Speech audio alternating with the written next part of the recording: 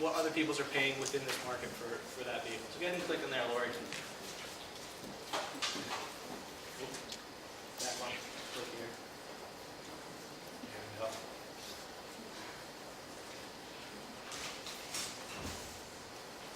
Okay, so tell you what, let's watch that video too. Go ahead and expand that and play it. It's a quick one. Figuring out how much to pay for the car you want can be tricky, but Kelley Blue Book is here to help. Our answer to that difficult question is the Kelley Blue Book Fair Purchase Price. What is fair purchase price? Simply put, it's the typical price others in your area are paying for the same car this week. Kelley Blue Book determines each vehicle's fair purchase price by analyzing data from thousands of actual purchases, taking into account supply and demand, along with regional price considerations and even the seasonal buying habits in your area. How can you best use the Kelley Blue Book Fair Purchase Price? Well, that depends on your buying style. Maybe you're the kind of car shopper who just wants to know you aren't overpaying. If that's the case, the Kelley Blue Book Fair Purchase Price provides a smart target for your negotiations, and it's frequently hundreds or even thousands of dollars below MSRP. On the other hand, if you're the kind of car shopper who loves haggling to get the best possible deal, the Kelley Blue Book Fair Purchase Price remains a critically important piece of information. Since it's based on actual purchase prices, it provides a realistic starting point for your negotiations. No matter how you use it, the Kelley Blue Book Fair Purchase Price is an indispensable car buying tool. And with more than 85 years of experience, you can rely on Kelley Blue Book to be the trusted resource for vehicle pricing information.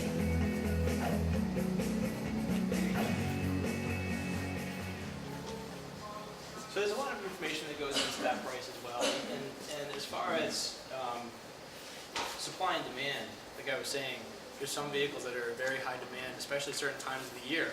In the summer, you might be looking at paying a little bit extra for your convertibles, rear-wheel drives, nice, summer cars. But in the winter, dealers are trying to get rid of them. So you might be able to get a deal towards the winter on that car. Pickup trucks, there's a season for pickup trucks. Even though people buy all year long that work with pickup trucks and need that type of vehicle, there's still a season, like plowing season, things like that. People are looking to buy the new vehicle, those new trucks. So, let's scroll down, and we're going to look at how much we should pay for a 2015 Ford F-150. Okay, so we're going to go, full-size pickup. Ford F-150. All right. So, we've got a fair purchase price of $36,224 with a total 5-year cost to own of $52,744. So now we do have, we're looking at a 14, so this does have expert reviews on it, and it has consumer reviews as well. So 8.1 and an 8.8 is a very good, strong reviews for that vehicle. Also, you can look at other vehicles that might be of consideration too. You don't have to click on these, Lori, but you might want to consider some other vehicles as well. You can compare vehicles and see what the cost to own different vehicles are. So let's actually go out and we'll look at, go ahead and hit price with options. So from here we can actually build out our vehicle. We can say, okay, we want, what color we want. Do we want white or black? We'll go with Pink. red? Yeah, red. Red, why not? Alright, we're going with red. And there's other equipment in here. We can go through, we can build the whole thing out. So I don't think we're going to go through all that. We'll just take the standard equipment, go ahead and go all the way down. And then you can see fair purchase price, and you can actually see vehicles in the market just after doing that, after building the vehicle in Kelley Blue Book. One available. That's just with Pony Ford right down the street here. But MSRP for that vehicle is $40,160. Dealer invoice would be $36,556. And because it is kind of a hot car, right, not a ton of them out there right now, your fair purchase price is going to be somewhere between $35,637 and $36,999, $37,000. So somewhere within that range is a good deal for that car. And we can actually scroll down and we can find other dealers in the area. We can see more information about actually build out all the fees. Keep going down. We got Irwin. They got one on their lot that matches that. And we've got several other dealers in the area with a couple matching vehicles. We can actually go out and find vehicles. Now, Kelley Blue Book doesn't have the same amount of inventory on it as AutoTrader does. So that's going to be, I'm going to show you that in a second. Lori, next step is, we got a car that we've got to get rid of now. So how do we do that? What is our current car cost? All right. So let's do 2002. No, What are you buying? let me do you one better. We're gonna do a 1992.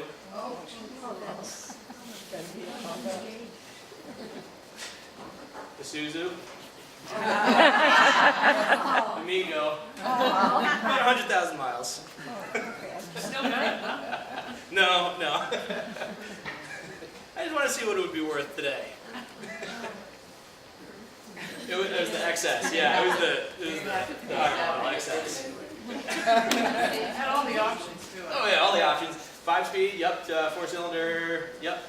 All that. Build it out just like that. Exterior color. Pink. Pink. There it is. Now I don't think that was the factory color. I believe it was actually called coral. Yeah.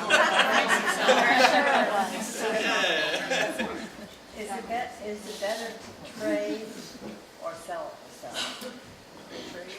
That's a very good question. It all depends on how much of the hassle you want to deal with. You know, if you're trading in a vehicle to a dealer, it's usually very easy to do.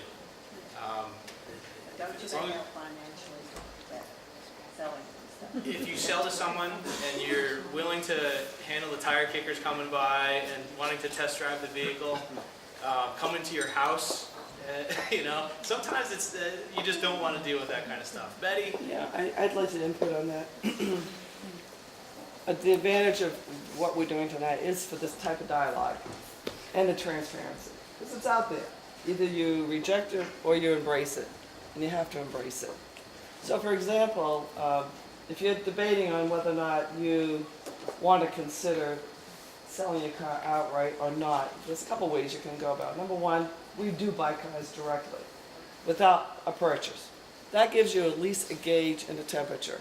And when somebody wants to do that with me, I will sit down with them and I will do a market profile. I'm going to tell them how we come to that number.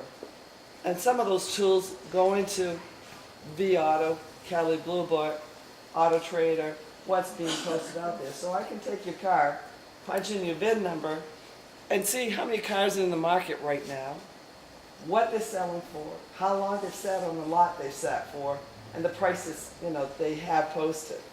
So if you have a price posted and it's been sitting on the lot for 150 days, it's telling me it's not the right price. But I'll share that information with you. And if you say, oh, I don't want to go see Betty, I don't want to go to the dealership, I want to stay right here where I'm nice and comfortable on my computer. This is where, you know, you can go on to Kelley Blue Book, and that's going to show you AutoTrader.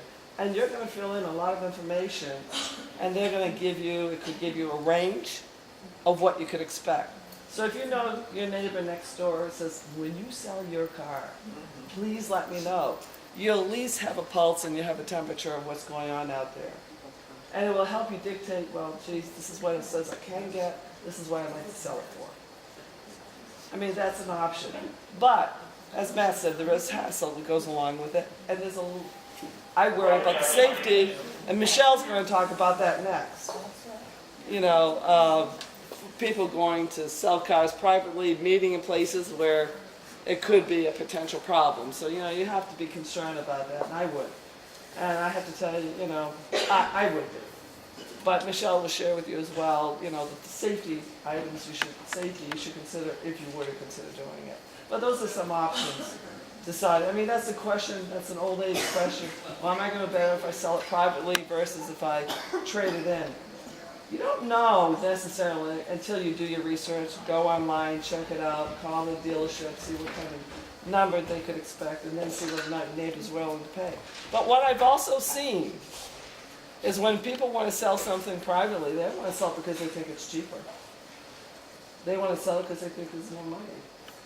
So is it really a better buy? And you're buying it as is. So you know you have to think about that as well. That's You Matt, can if always, you want to as Tony continue on. says, you can always come down and get an appraisal on the vehicle and see what they think your car's worth. There's nothing wrong with doing that. Does any of the reasons that you just went through ever show the safety of a car? Is that one of the items that's considered in the checkoff list that goes into value? Safety recalls, I'm sure, go in there at some point or another. So if there were recalls in there, that will affect, because it'll affect sales of the vehicle overall. So yeah, that will be. But how about the numbers of accidents that have occurred as opposed to? Well, it probably won't show on a site like that, but you can go on. Oh gosh, is it the international? It's government. Yeah. Version. It's not Carfax. I mean, that will tell you if there's been an accident. Consumer reports will show you a Right, lot of consumer reports will show safety, but there are areas, and I can get you the link to that. Oh, that's okay. But that's all part of the process of shopping. Number one, the cost to own, how much you want to pay, what you want for a car, values and budgets. But another important factor for women, in particular, more so, is the safety of the car. Yep. And you can read the safety reviews on here as well, under the car reviews. Oh, that's. So there's definitely safety reviews in there as well. Yep. that- So you can pick out the vehicle that you're interested in and read all about it in the safety reviews. So getting back to the trades, we're just going to go through and we're going to do trade to a dealer. It's usually the easiest way to do it. Now the next part where most people get it wrong is the condition of your vehicle. Everybody loves their vehicle, right? They all think it's the best. It's everybody's baby's the cutest, their puppy's the cutest, their car's the best. So we got a lot of people that put in excellent, but it really shouldn't be excellent. In 1992, Isuzu Amigo is never going to be excellent.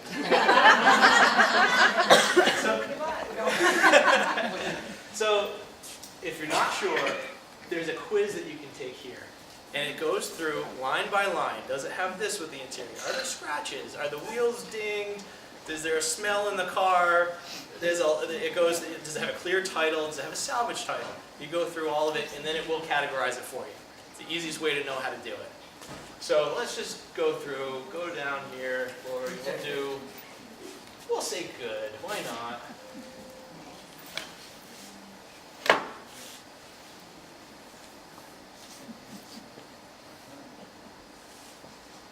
I like how it makes it black and white. They're too ashamed to show up pink trucks, so they make it black and white. So $856, why not? Any day of the week I'd take that for that car. So it just quickly goes through, looks at how that vehicle is doing in the market. This is a terrible example, I should have done a different one, but for a funny factor.